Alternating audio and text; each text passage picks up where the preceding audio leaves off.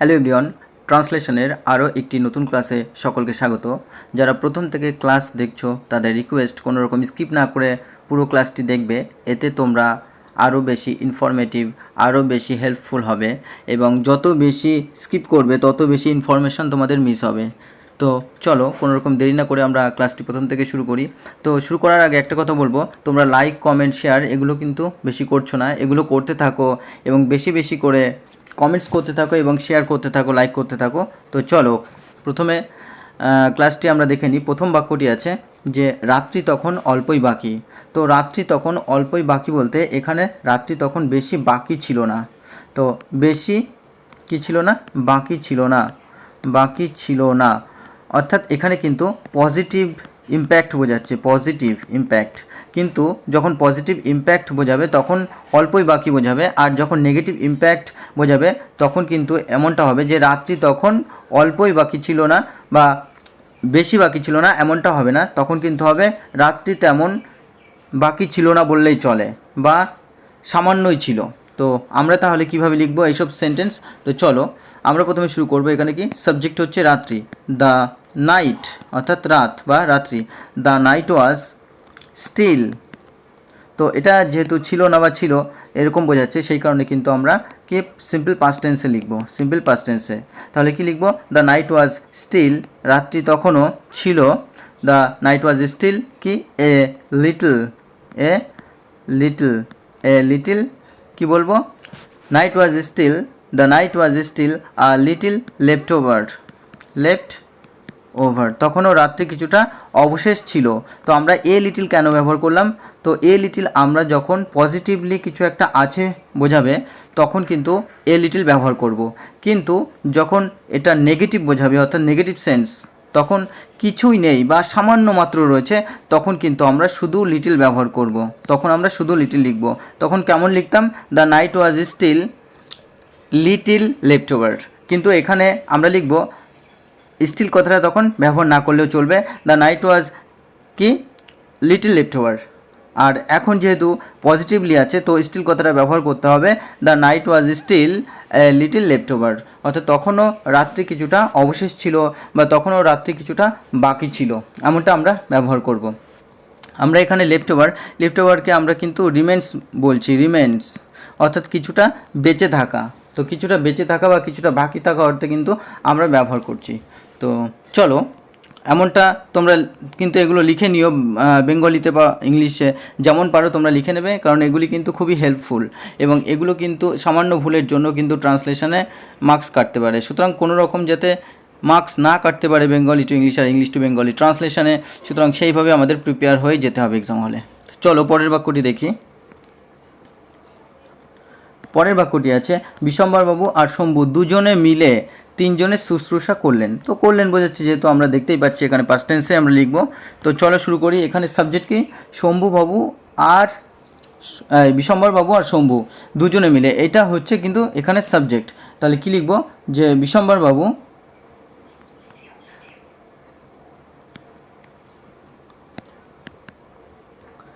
বিশম্বরবাবু কি together with, together with আমরা কখন ব্যবহার করি? বলবো টুগেদার উইথ কি শম্ভু। তাহলে কি বিশম্বরবাবু টুগেদার উইথ শম্ভু, অর্থাৎ বিশম্বরবাবু শম্ভুর সাথে মিলে কি করলেন? অর্থাৎ দুজনে মিলে কি করলেন?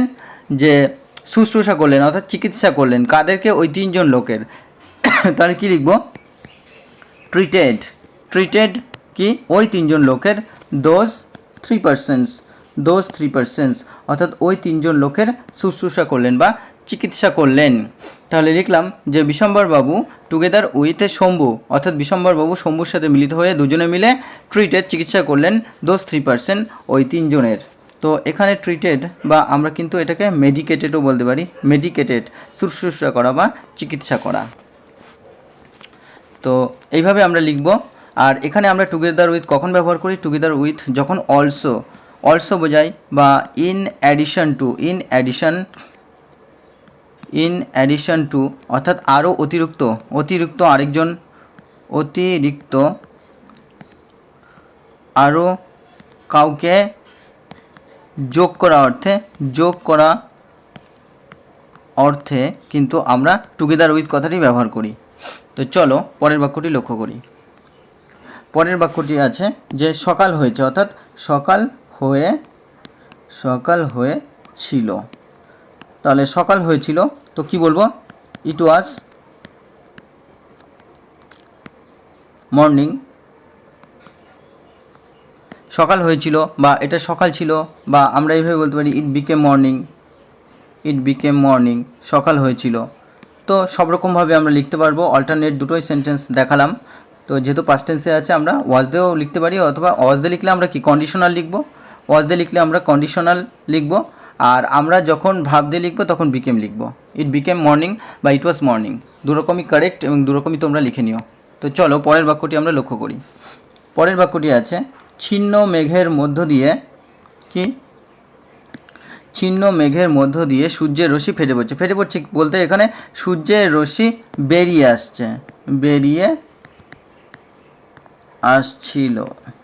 আসছিল।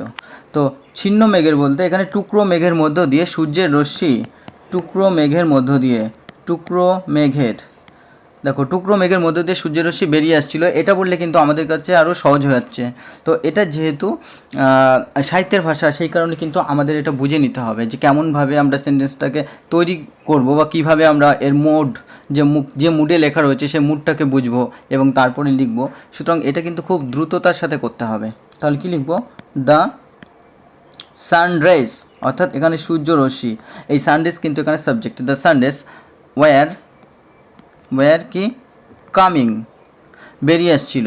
দ্য সানরাইজ ওয়ার কামিং কোথা দিয়ে? থ্রু হচ্ছে মধ্য দিয়ে, থ্রু দ্য কি? ট্যাটার্ড হচ্ছে ছিন্ন, থ্রু দ্য ট্যাটার্ড ক্লাউডস, অর্থাৎ ছিন্ন মেঘের মধ্য দিয়ে। তাহলে দ্য সানডেস, তো সানডেসকে আমরা এইভাবে বলতে পারি যে দ্য সান বিমস, সূর্যরশ্মি। তো সানডেসও বলতে পারি আমরা, দ্য সানবিমসও বলতে পারি, were coming through the ট্যাটার্ড clouds, অথবা আমরা কিন্তু এইভাবে বলতে পারি যে ব্রোকেন ক্লাউডস, কিন্তু ট্যাটারটাই ভালো হবে। এবং ব্রোকেনটা এই কারণে ভালো হবে না, ব্রোকেন আমরা ন্যাচারালি কোনো কিছু ভেঙে ফেলা অর্থে ব্যবহার করি, বা এখানে ছিন্ন অর্থে ব্যবহার করা যায়, কিন্তু ট্যাটারটাই বেশি হবে পারফেক্ট। তো দুটোই কারেক্ট, কিন্তু বেশি পারফেক্ট হবে ট্যাটার্ড। তো তোমরা দুটোই লিখে নিও এবং দুরকমভাবে প্র্যাকটিস করো, অসুবিধা নেই। সানডেস বা সানবিমস আমরা এখানে দুটোই অড ইউজ করতে পারি। তো চলো পরের বাক্যটি আমরা লক্ষ্য করি। একে একে সব বেহারা ফিরে আসে, অর্থাৎ ফিরে এসেছিল, যেহেতু আমরা পাস্ট টেন্সে লিখছি ফিরে এসেছিল। তাহলে কি লিখব? যে একে একে সব বেহারা, তাহলে অল দ্য বেহারাস ওয়ার, ফিরে আসছিল কি? ওয়ার কামিং ব্যাক, ফিরে আসছিল। তাহলে all the bearers were coming back কি? ওয়ান বাই ওয়ান, একে একে সমস্ত বিহারারা একে একে ফিরে আসছিল, বা কামিং ব্যাককে আমরা বলতে পারি রিটার্নিং। তাহলে কি? All the bearers were returning one by one. তো ওয়ান বাই ওয়ান আমরা কিন্তু ওয়ান আফটার অ্যানাদারও বলতে পারি, একের পর এক বেরিয়ে আসছিল, বা আমরা কিন্তু এটা সিরিয়ালিও বলতে পারি, সিরিয়ালি। তো সবগুলোই কারেক্ট, তোমরা সমস্ত ওয়ার্ডগুলি লিখে নিও। এবং এখানে কিন্তু অনেকগুলি অল্টারনেট সেন্টেন্সও আমরা দেখতে পাচ্ছি তৈরি করা যেতে পারে। তো সমস্ত ওয়ার্ডগুলি লিখলে তোমরা নিজেদের মতো করে অল্টারনেটিভ সেন্টেন্স তোমরা কিন্তু তৈরি করে নিতে পারবে। তো আশা করছি তোমাদের ক্লাস ভালো লাগছে। চলো পরের বাক্যটি লক্ষ্য করি।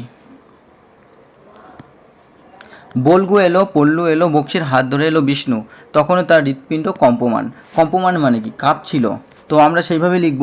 তাহলে এখানে সিম্পল সেন্টেন্স আছে, যদিও সেন্টেন্সটা একটু বড়। তো বল্গু এলো প্রথমে লিখব, বল্গু কেম, অর্থাৎ বল্গু এলো। তারপরে লিখব পল্লু এলো। তারপরে কে এলো? বিষ্ণু এলো, বক্সির হাত ধরে এলো, এটা হচ্ছে V2। আর এখানে হাত ধরে অর্থাৎ ধরে কথাটা এখানে কিন্তু আমরা পার্টিসিপল করে নেব, পার্টিসিপল। তাহলে কি লিখব? যে বিষ্ণু কেম কি? হোল্ডিং কার? বক্সিস হ্যান্ড, এখানে অ্যাপোস্ট্রোফি এস হবে। তাহলে কি? বিষ্ণু কেম হোল্ডিং বক্সিস হ্যান্ড, বিষ্ণু এলো বক্সির হাত ধরে, তখনও তার হৃৎপিণ্ড কম্পমান। তো যেহেতু কমা আছে কমা দিলাম, তাহলে কি লিখব, তার হৃৎপিণ্ড হিজ হার্ট, তার হৃৎপিণ্ড হিজ হার্ট ওয়াজ কি তবুও বা তখনও, তাহলে আমরা কি লিখতে পারি, হিজ হার্ট ওয়াজ স্টিল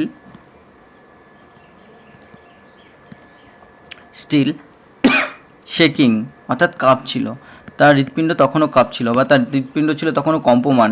তো শেকিংকে আমরা ট্রিম্বলিংও লিখতে পারি, ট্রিম্বলিং অর্থাৎ কাঁপছিল বা কম্পিত হচ্ছিল, বা আমরা এটাকে কুইভারিংও লিখতে পারি, কুইভারিং কাঁপছিল, বা আমরা এটাকে কিন্তু শিভারিংও লিখতে পারি, শিভারিং অর্থাৎ কাঁপছিল। তাহলে এখানে শেকিং, ট্রিম্বলিং, কুইভারিং, আমরা শিভারিং, তো এই 4 টাইপসের ওয়ার্ড দেখলাম।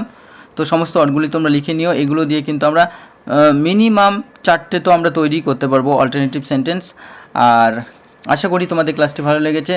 যারা চ্যানেলে প্রথম তারা অবশ্যই সাবস্ক্রাইব করে পাশে থাকা বেল আইকনটি প্রেস করে রেখো, এবং যারা প্রতিনিয়ত ক্লাস দেখো এবং দেখছো তাদেরকে অসংখ্য ধন্যবাদ। তোমরা এইভাবে লাইক কমেন্ট শেয়ার করতে থাকো, এবং তোমরা যত বেশি বেশি লাইক কমেন্ট শেয়ারের ঝড় তুলবে ততই বেশি চ্যানেলে ক্লাসের ঝড় তুলে দেবো।